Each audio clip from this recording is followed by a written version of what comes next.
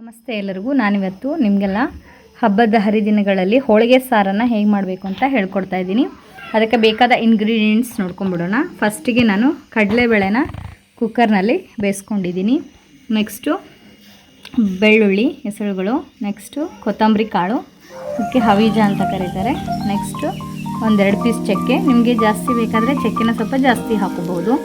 Next ಒಂದು medium size ಈರುಳ್ಳಿ, next ಜೀರಿಗೆ, ಆಮೇಲೆ ಸ್ವಲ್ಪ ತುರಿದಿಟ್ಕೊಂಡಿರುವಂಥ ಒಣ ಕೊಬ್ಬರಿ, ಆಮೇಲೆ ಕರಿಬೇವು ಮತ್ತು ಕೊತ್ತಂಬರಿ. ಇವಾಗ ಮಾಡೋದು ಹೇಗೆ ಅಂತ ನೋಡೋಣ. ಇವಾಗ ಸ್ಟವ್ ಆನ್ ಮಾಡಿಬಿಟ್ಟು ನಾನಿಲ್ಲಿ ಒಂದು 2 ಸ್ಪೂನು ಎಣ್ಣೆನ ಹಾಕ್ತಾಯಿದ್ದೀನಿ. ಇದಾದ ತಕ್ಷಣ ಇದಕ್ಕೆ ಜೀರಿಗೆ, ಬೆಳ್ಳುಳ್ಳಿ, ನೆಕ್ಸ್ಟು ಹವೀಜ, ಚಕ್ಕೆ, ಇವೆಲ್ಲ ಫ್ರೈ ಮಾಡ್ಕೊತಾ ಇದ್ದೀನಿ. ಈರುಳ್ಳಿನ ಹಾಕಿ ಫ್ರೈ ಮಾಡ್ಕೊತಾ ಇದ್ದೀನಿ.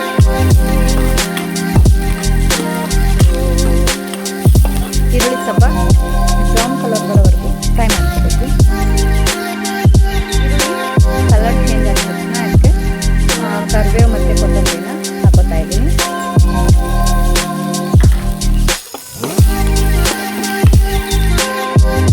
ಒಣ ಕೊಬ್ಬರಿನ ಹಾಕೋತಾ ಇದ್ದೀನಿ. ಒಣ ಕೊಬ್ಬರಿನ ಜಾಸ್ತಿ ಫ್ರೈ ಮಾಡೋಕ್ಕೆ ಹೋಗಬಾರ್ದು, ಯಾಕಂದರೆ ಒಣ ಕೊಬ್ಬರಿ ಸೀದ್ ಹೋದರೆ ಸಾಂಬಾರು ಸ್ಮೆಲ್ಲು ಅಷ್ಟೇ ಚೆನ್ನಾಗಿ ಬರೋದಿಲ್ಲ. ಹಾಗಾಗಿ ಸ್ವಲ್ಪನೇ ಬಿಸಿ ಮಾಡಿಕೊಂಡು ನಾನು ಇವಾಗ ಸ್ಟವ್ನ ಆಫ್ ಮಾಡ್ಕೋತಾ ಇದ್ದೀನಿ. ಫ್ರೈ ನಾನು ಮಿಕ್ಸಿ ಜಾರ್ಗೆ ಹಾಕಿ ಹಾಕ್ಕೋತಾ ಇದ್ದೀನಿ.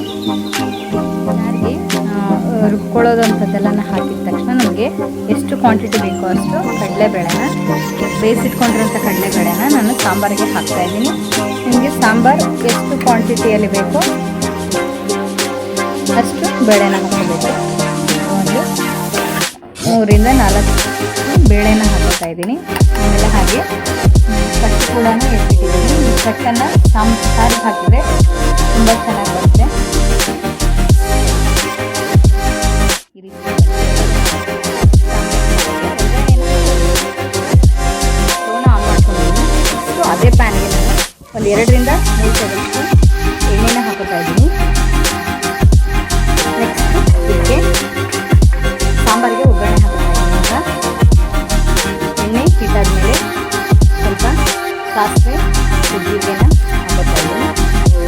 ಸ್ವಲ್ಪ ಮೀಡಿಯಮ್ ಫ್ಲೇಮ್ನಲ್ಲಿ ಒಗ್ಗರಣೆನ ಹಾಕೋಬೇಕು, ಇಲ್ಲಾಂದರೆ ಅದು ಸೀದು ಹೋಗ್ಬಿಡುತ್ತೆ. ಸ್ವಲ್ಪ ಅರಿಶಿನ ಹಾಕೋತಾ ಇದ್ದೀನಿ.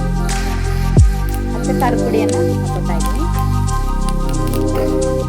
ಖಾರದ ಪುಡಿಯನ್ನು ಈ ರೀತಿ ಹಾಕಿದ ತಕ್ಷಣ ನಾವು ನೆನೆಸಿಟ್ಕೊಂಡಿರೋ ಹುಣಸೆ ರಸನ ಹಾಕಿಡಬೇಕು, ಇಲ್ಲಾಂದರೆ ಖಾರ ಎಲ್ಲ ಸೀದು ಹೋಗುತ್ತೆ. ಹಾಗಾಗಿ ಹುಣಸೆ ಹಣ್ಣು ಹಾಕಿರ್ತೀವಲ್ಲ, ಹುಣಸೆ ಹಣ್ಣಿನ ರಸನ ಹಾಕಿರ್ತೀವಲ್ಲ, ಹಾಗಾಗಿ ಸ್ವಲ್ಪ ಅದು ಚೆನ್ನಾಗಿ ಕುದಿಬೇಕು. ಇಲ್ಲಾಂದರೆ ಅದು ಸಾರಿನಲ್ಲಿ ಸ್ವಲ್ಪ ಒಡೆದ ಥರ ಕಾಣುತ್ತೆ. ಅದು ಚೆನ್ನಾಗಿ ಕುದ್ಮೇಲೆ ನಾವು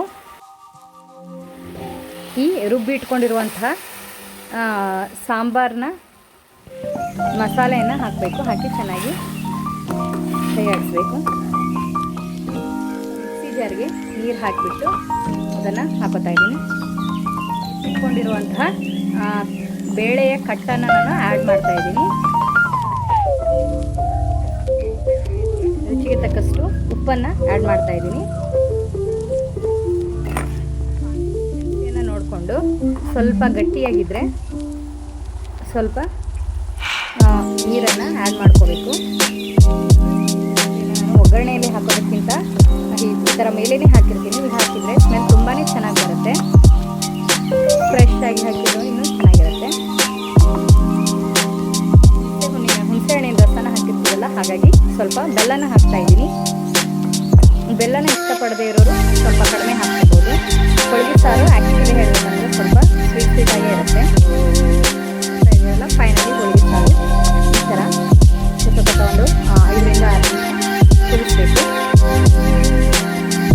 ಸಾರು ಕುದಿದೆ ನೋಡಿ, ಸ್ಮೆಲ್ ತುಂಬ ಅಂದರೆ ತುಂಬ ಚೆನ್ನಾಗಿ ಬರ್ತಾ ಇದೆ. ರೈಸಿಗೆ ಹಾಕ್ಕೊಂಡು ತಿಂದಂತೂ ಒಂದು 2-3 ಸ್ಪೂನ್ ರೈಸ್ ಹೆಚ್ಚಿಗೆ ಹೋಗುತ್ತೆ. ಇವಾಗ